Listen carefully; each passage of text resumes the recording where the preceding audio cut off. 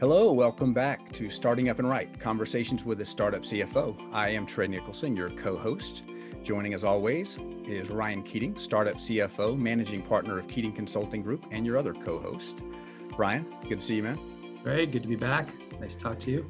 Yeah, well, this episode, the subject of our conversation is kind of a specialty, but it's not an uncommon specialty. It is international startups that want to establish some kind of presence in the U.S. for a variety of reasons. And you often get tired. I know there's a large swath of your clients that fit this category. Non-U.S. startups or large companies that want to establish some sort of presence in the U.S. They come to you from the ground up asking, how do you do it?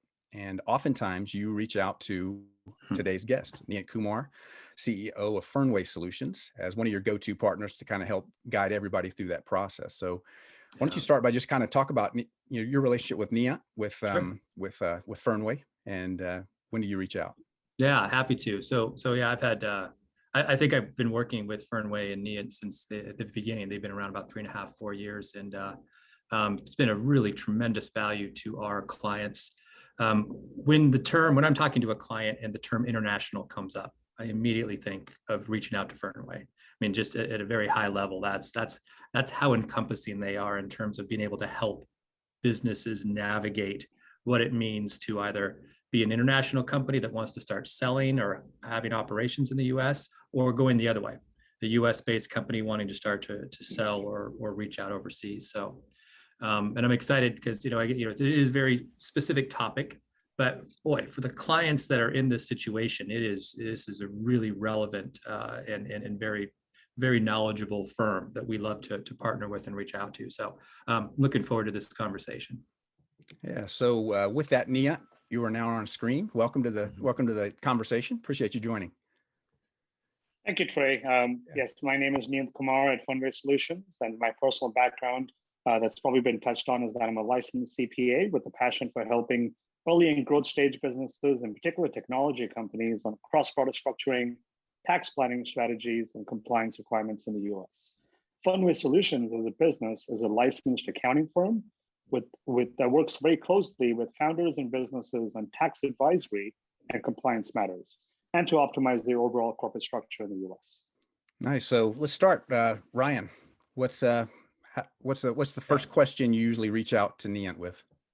So yeah, let me maybe describe a very popular use case, and then I think Niyant can do it a lot more service of going into the different areas they help. But when I'm in a conversation with a potential client, usually what happens is, when I think of Fernway, is they're based in another country. They're selling oftentimes some physical product. They manufacture something, and they want to start selling in the US. They want to enter the US market. They have nothing. They don't know what kind of US entity they need to establish. Since they don't know that, they certainly don't have an EIN, which you need to open up a bank account. So they cannot sell. There's steps that have to be taken before you can just come into the US and start selling product. And the very first thing that we talk about is, what kind of corporate entity should you set up based on the relationship with the parent, and maybe the strategy for fundraising, or where the inventory is going to be held. I mean, there's all sorts of these interesting considerations, and that's when I immediately say, okay, we need to reach out to our partner Fernway and get really the expertise in here. Yeah, thank you, Ryan. As I'm sure you probably already know, no two businesses are ever the same. That said, the initial challenges we generally see startups face tend to fall into one of probably two broad categories. Number one, making sense of the legal, tax, and compliance landscape in the US, in particular for foreign businesses that don't have their familiarity. This primarily encompasses an understanding of what it entails to do business in the US, how to set up an entity, how to open up a bank account, the most effective way to hire and pay employees, tax implications of operating a foreign-owned business in the US, and requirements to maintain compliance in the US. The second area that then probably starts to become relevant is to determine the best structure for the business in the US. This starts to transform into a fairly elaborate conversation surrounding one or more of the following key questions.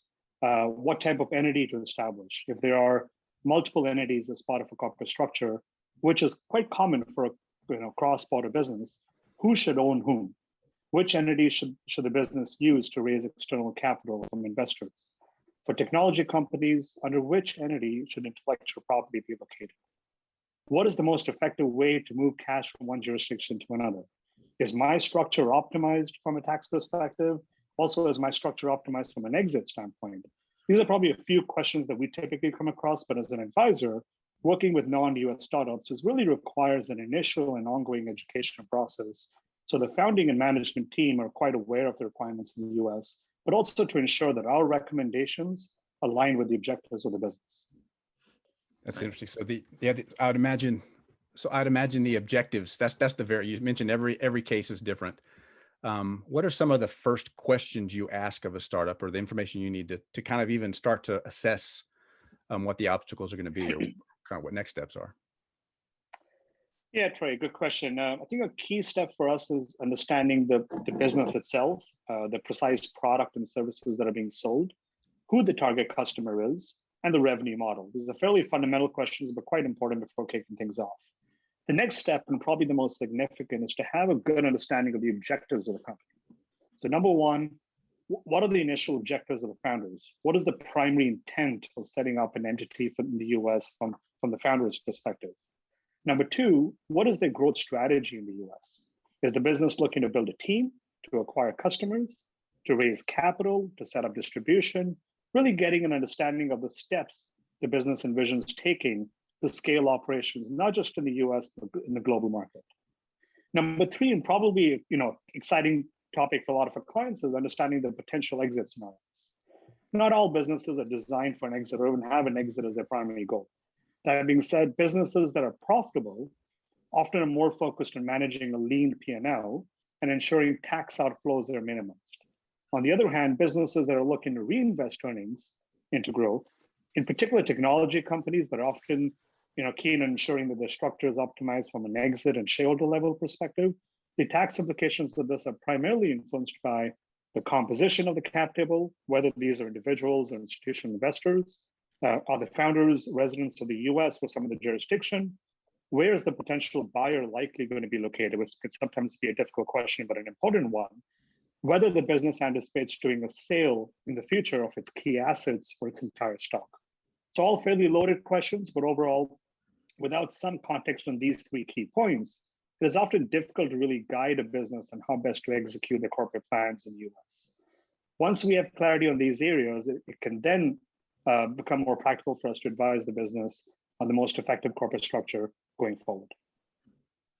That's interesting. Does it make a difference with what they're selling? Because you made a distinction between, say, service versus hardware versus inventory, and how you would advise them to set up. Well, yes, absolutely. I mean, for a product company, you'd obviously in the US think about the sales tax implications that will come into place. There's also a whole host of requirements with respect to what we call transfer pricing requirements, meaning at what price will the US company purchase the products that are being produced, say, in a foreign location? Or if the US company is being used as a distribution arm, then what would that pricing framework look like? For a service company, typically the framework is a bit different. And often this does influence the actual location of the intellectual property, which then also influences the potential jurisdiction in which the final exit will potentially take place. So all very relevant questions, which helps us get a better feel for, from a tax structure and compliance standpoint, but also think about some of the legal nuances and exit considerations that might come about down in the future, how best to structure that framework. When it comes to, because a lot of the clients that we work with or that reach out to us in this scenario are immediately trying to set themselves up to attract US investors. And my kind of limited knowledge in this is, I'm like, you got to be a C Corp, and the value in the business has to be on the cap table that the investors are buying into. Can't keep the intellectual property overseas and ask a US investor to set up a C Corp. But I know that there's exceptions to probably everything I just said, but that's really where my focus is, or at least when the clients reach out to me. How much of an impact does that have in terms of where your advice is based, their funding strategy, I guess? Well, it bears a pretty significant impact. I mean, a lot of the points that you touched on, Ryan, are fairly relevant to how best to structure the business. And, the template solutions, if I may use that terminology, in terms of setting up a Delaware C corporation which often seems to be the default, is not a bad structure for a lot of businesses, but it may not be necessarily the most ideal structure for every business. A lot of businesses, in particular when the founders are located in the US, or they're looking to do an exit in the US at some point in the future, they're always thinking about the exit, in particular for a technology company. So having the equity infusion into the US company, but ensuring that the corporate structure is designed in a way that capital gains at the point of sale are either minimized or eliminated is optimized as best as possible. That being said, a lot of times the structure does not even lend itself, as to what is ideal from a tax standpoint, but is often governed by what's required from an operational framework. If the operations of the company are primarily driven in an overseas location, for example, development of a technology or location of customers or the location of a CTO or the CEO, then often that does influence the location of the IP, the location of where billing needs to take place, and maybe even the corporate structure from an equity infusion standpoint. So all in all, while a lot of advisors do come with some thoughts and initial frameworks that do make sense for most businesses, often it is important to ensure that the advice is also curated. Okay. Niyant, you brought up one of the considerations, or one of the things that you kind of talked through, is who should own whom. A lot of times you're setting up a U.S. entity, and what are the factors that drive? I have seen, cases where it's been recommended that the U.S. company should be the parent, and that causes some disruption. And what are the factors that determine who should own whom, I guess? Yeah, before getting into the ownership side of things, a lot of times in the initial stages, startups are looking to set up an entity because for more fundamental reasons. They want to put a face to the business in the US. They're looking to hire employees, maybe do some billing in the US.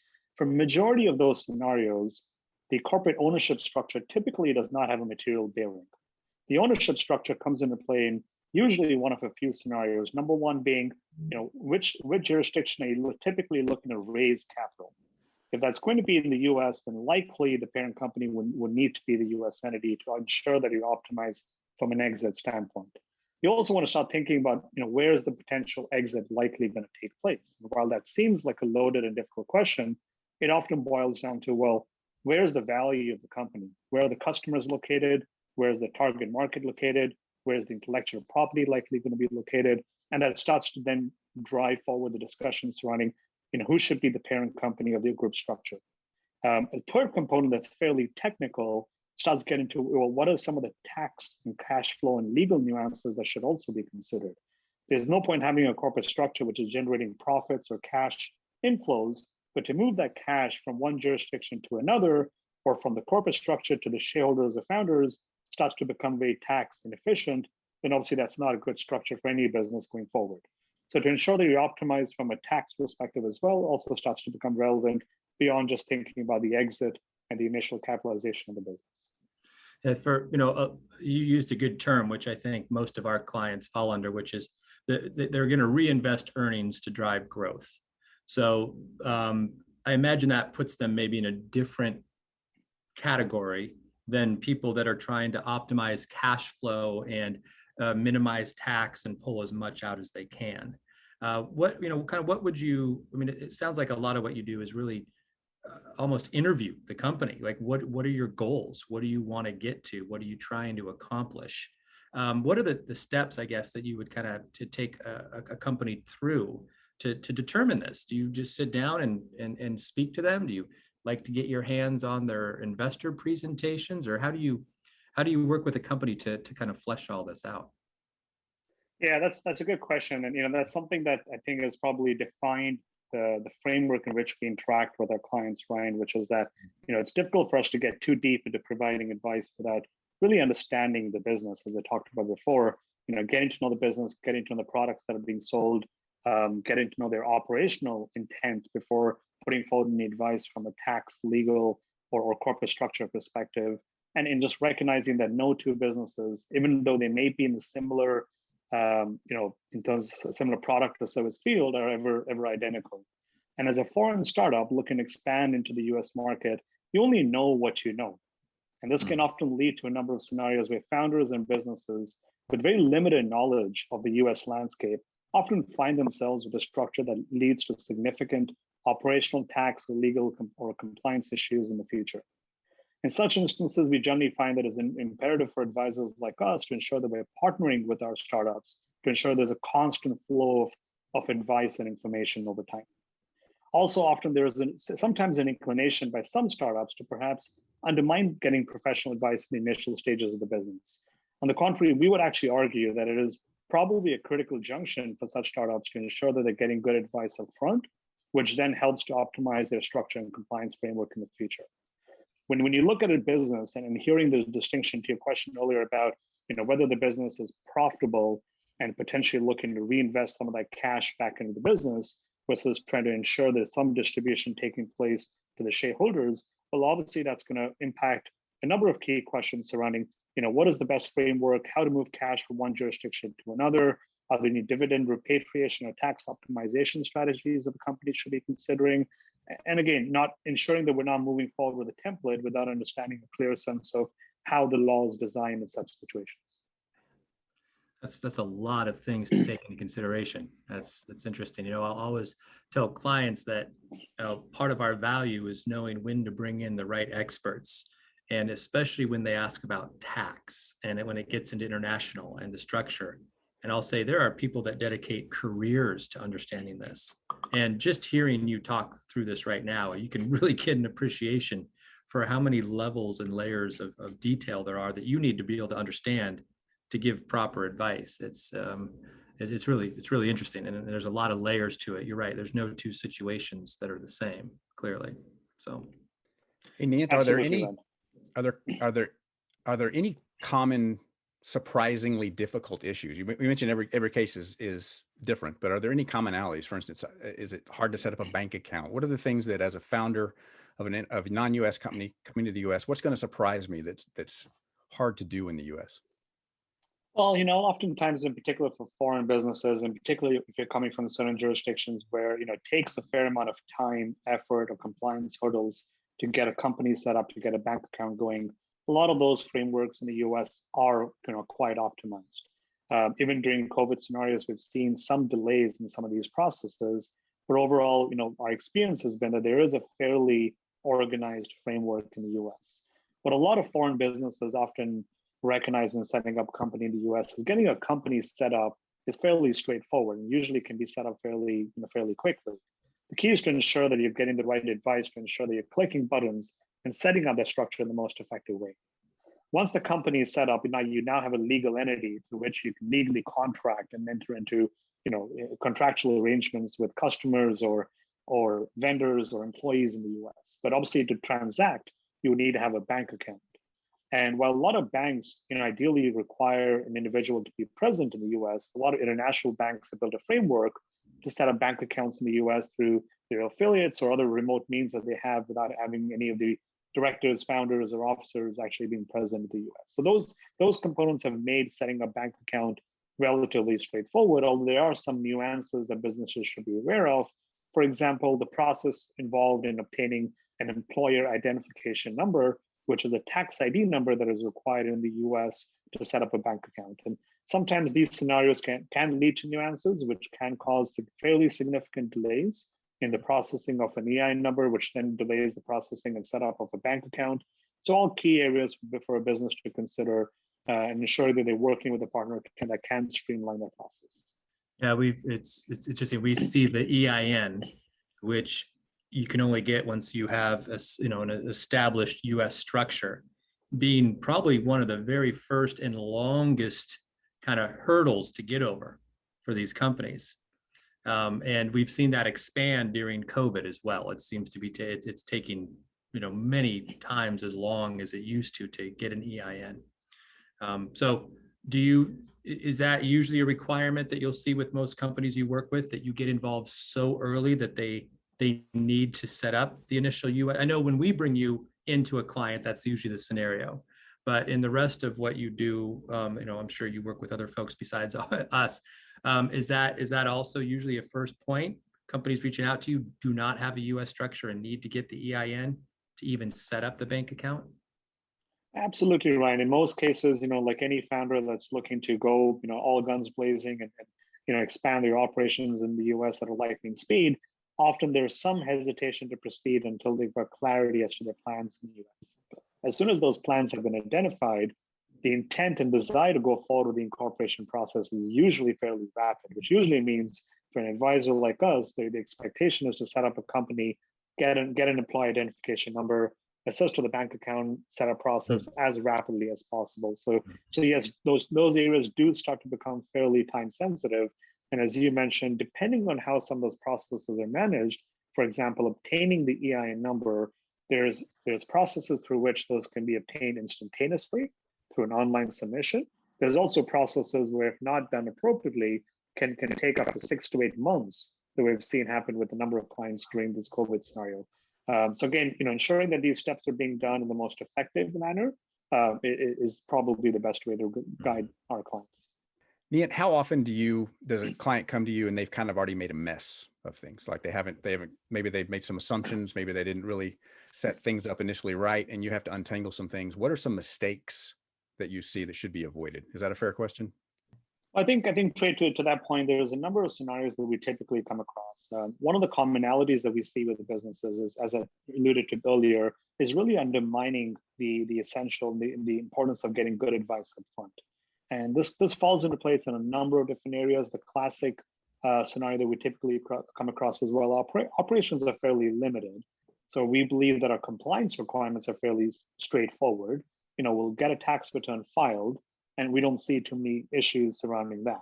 From a structure perspective, we're not too concerned because we're thinking that the exit is quite a ways down the road, and we can look at these structural alternatives at a later stage. Well, some of the issues that we come across in those instances are from a compliance perspective, in particular when there's foreign ownership or foreign subsidiaries involved.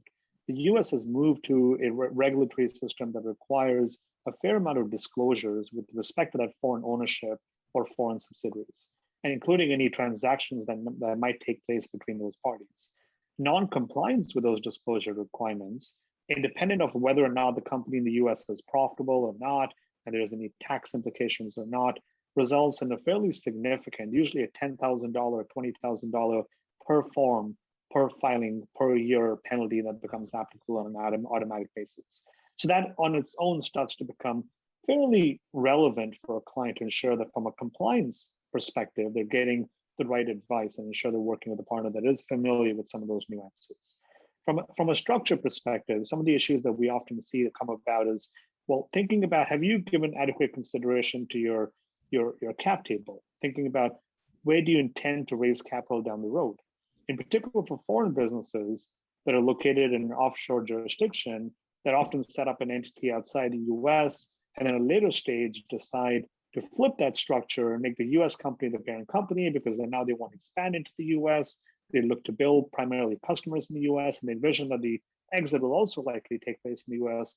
But a lot of times there's a tax cost to making that flip happen, which obviously starts to become fairly detrimental, in particular for technology companies and SaaS companies that are often not profitable. So for them to migrate to a different structure, just means an additional hurdle and a tax outflow for them. A lot of what we talked about is the most popular scenario we see on our side, which is an established company that's international that wants to start selling and doing business in the US. But we often see as well the other scenario. And so if I can ask a question about, again, thinking about our clients, thinking about, if I want to answer some of our clients' questions, it's a US-based company, venture-backed, selling a product, generating revenue, whether it's a service or a product in the US. They want to start expanding internationally. When is the right time to think about Fernway? And what are some of the complications? Are they the same, just kind of solving for the other direction, or is it a whole different set of considerations? Well, that's a great, fantastic question, Ryan. It's a bit of both. There are some commonalities and common issues that foreign businesses coming into the US and as well as US businesses that are expanding internationally would need to consider and applicable both ways. But for foreign businesses, or in particular US companies that are looking to expand internationally, there are two specific regulations that are worth mentioning. Number one, the FDII, Foreign Derived Intangible Income provisions, that allow a US corporation to claim a lower effective tax rate of around 13%, 13.125 on foreign revenues, which is a substantial benefit when compared to the regular corporate income tax rate of 21% under the current law. The second, but opposing set of regulations are the GILTI provisions that require a US company with foreign subsidiaries generating profits outside the US to pay tax in the US, even if no cash has been distributed from the foreign subsidiary to the US parent. Overall, these are a complex web of regulations that we can certainly advise startups on as we evaluate the overall corporate structure. But going back to Trey's earlier comment, the timing of when that introduction takes place often becomes relevant, because while a business might incept itself as being at a fairly initial stages of its operations, being aware of some of these complexities, being aware of some of these opportunities starts to become quite relevant as they think about the operational framework and corporate structure. So yeah, thanks guys. That's great content, great educational, dry material we've gone over. But Niyant, a little bit about you. You're Bay Area, right? Tell us a little bit about friends, family, what you do on the weekend and for fun. Barry, absolutely, Trey. I've actually lived in a few different locations. I was born and raised in Kuwait. I've spent some time in India. I've spent a fair amount of time in Canada and the UK and now in the US. That obviously leads into kind of my favorite things to do is travel and food are probably the immediate ones that come to mind, which actually works quite nicely with our firm's focus on international clients. I get to travel to various locations and try a variety of different cuisines. Other hobbies probably include, yeah, absolutely, to the extent we can. Other hobbies probably include rock climbing, going on hikes, Bollywood music, and playing squash. Wow. Well, rock climbing, you should be paying attention to that in the Olympics this year. It's the new event. Yes, I did catch up on that, but I've not been following it as much as a sport, but I enjoy playing it for sure, participating in it. That's awesome. I'm looking forward to seeing some of your Bollywood dancing. So. and since we're talking personal, we actually came to know Niyant in Fernway because his wife is an amazing operations startup person that was at one of our clients, and we worked very closely with her. And so I'm really happy to continue this relationship because I've always enjoyed my relationship with her, and now it's extended into Niyant, and I feel that we've been able to hold on to that. So on a personal level, I enjoy this. I enjoy bringing Fernway in. I enjoy having conversations and keeping up with them. Thank you, Ryan, for saying that, and the feeling is definitely mutual. Nice. Yeah, well, thanks, guys. Thanks, Ryan. Thanks, Niyant. Yeah, thanks, Trey. Enjoyed it. Thanks, Niyant. Thank you, Trey. Thanks for joining us today.